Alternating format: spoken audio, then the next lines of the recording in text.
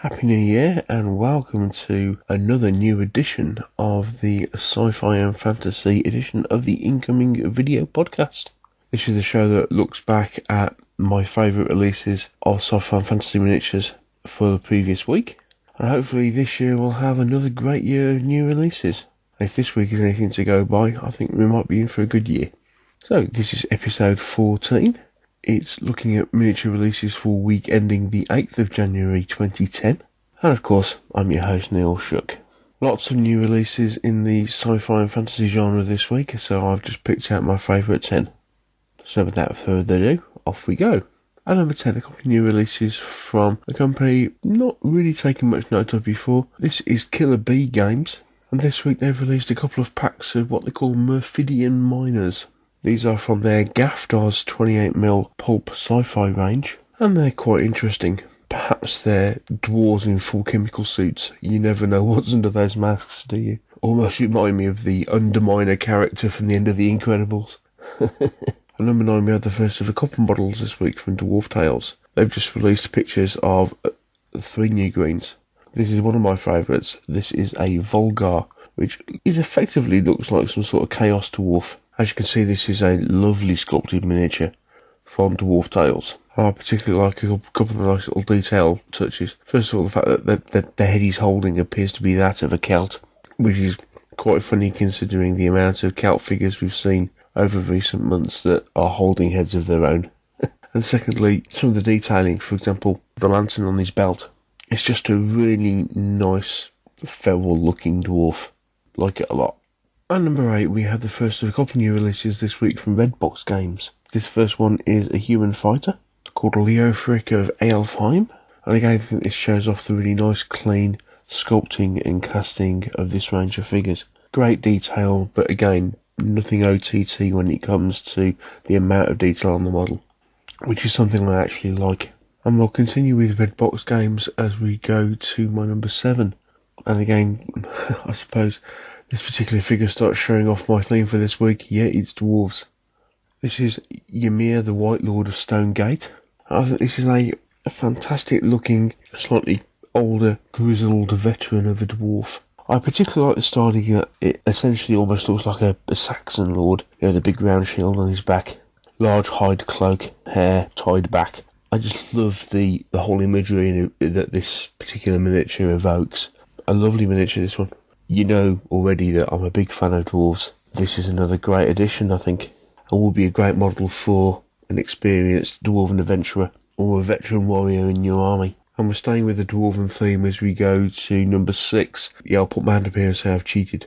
Number 6 this week are the first of a couple of releases from Scibor. Now, Scibor released a series of greens, and I've decided to feature 2 rather than 1 because there are 2 great dwarves in here.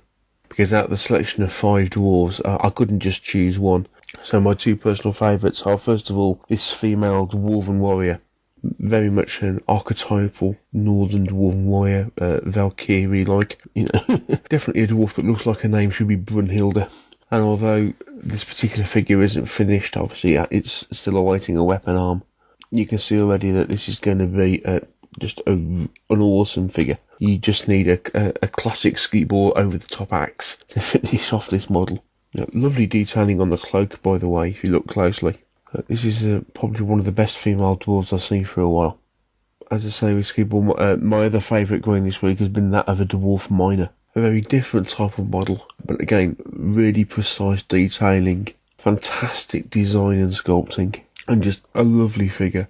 I think if you're a dwarf fan, you've really got to check Scibor out. I'm very, very tempted to finally start my fantasy dwarf army with figures from Scibor.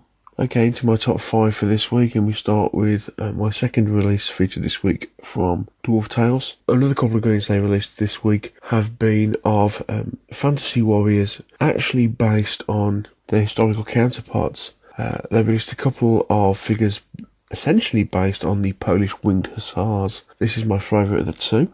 As you can see, they've taken the basic form of the warrior and just accentuated some of the things like, you know, the armoured shoulder pads, giving him a bit of a longer sword. But especially once you put the hussar wings onto the back, this is just looking like a fantastic model. Really impressed with this. Interesting figure from Dwarf Tales. Number 4, we have a new release from Hasslefree Miniatures. Hasslefree annually releases special edition miniature, something extra special that Kev's been working on. In the past, this has included the classic Livion Tigress, for example. This is a limited edition of their Ogre Axnarf, who we've come across before. This is a new sculpt for this character, and the limited edition nature of this is the fact that it comes with an extra hooded head. There'll be new metal figure of this unlimited later on in the year with either the choice of either the Minotaur head or the standard Ogre head. But as I say, they're doing a resin limited edition of this as well. A typical OTT Ogre from Kev White. I'm a big fan of Kev's. Always does great sculpts.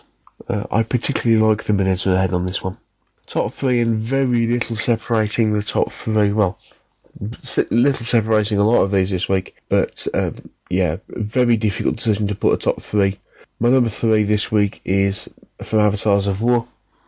New green, boar dragon's bane, essentially a dwarf slayer, happens to be a dragon slayer, with a huge OTT back banner with a dragon skull on it, obviously influenced by GW Dwarves, and it's just a fantastic model for your dwarven army.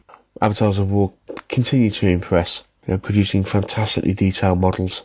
This is just great, hugely excessive, but just loads of fun. Great figure.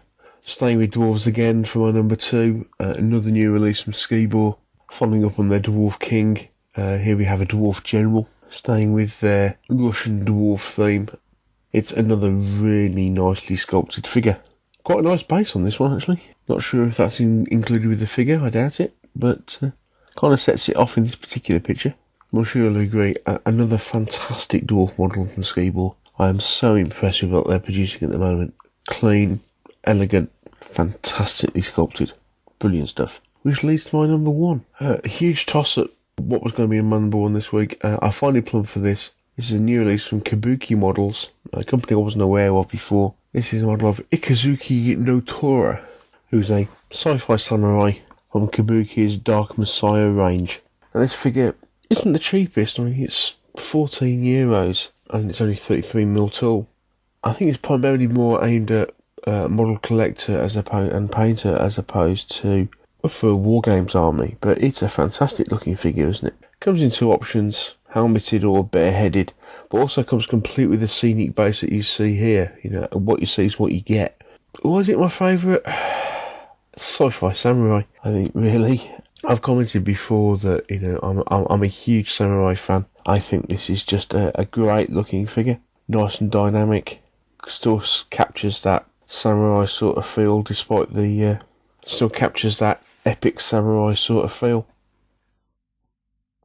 Well, there you have it. That's my top 10 for this week. I hope you've seen something in there that you like. Yet again, somewhat dwarf heavy. Before I go, just want to thank Bill at the Miniatures page and Zach at Tabletop Gaming News. Without his efforts, this podcast simply wouldn't be possible. And if you want to see previous editions of this video, you can always find them at Warboots TV. Just go to the streaming videos at the bottom of the page. And so that's everything for this week. Take care, happy gaming, and I'll see you soon. Bye.